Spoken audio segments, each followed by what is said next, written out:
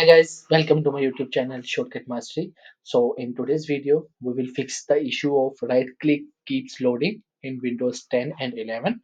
So it is basically consists of a single step. So we will start this by just typing registry editor in search bar. Here it is. You have to just click on your system registry editor and you have to click on yes. Then you will enter the in your registry editor of your system. So you have to just drag it down.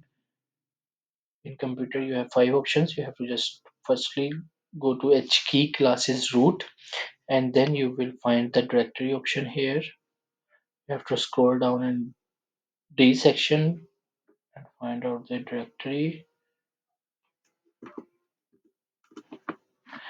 You can also search directory here as well.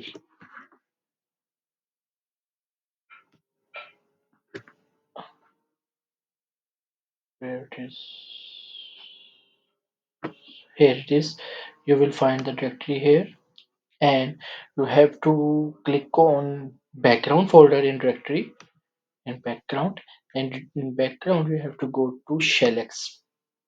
So when you will go to shellx, you will find out the context menu handlers. So you have to drag down a little bit more.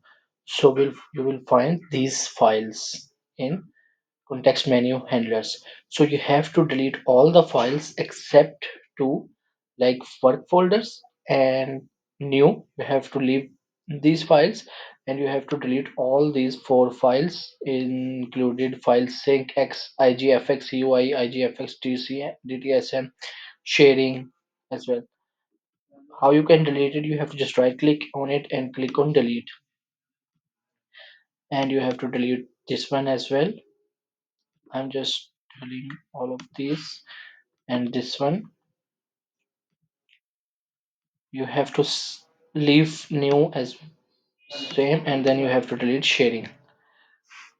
So you have to delete these four files here, but not work folder and not new file. So by doing this, your issue will be totally fixed, and your cursor will right click issue will fix.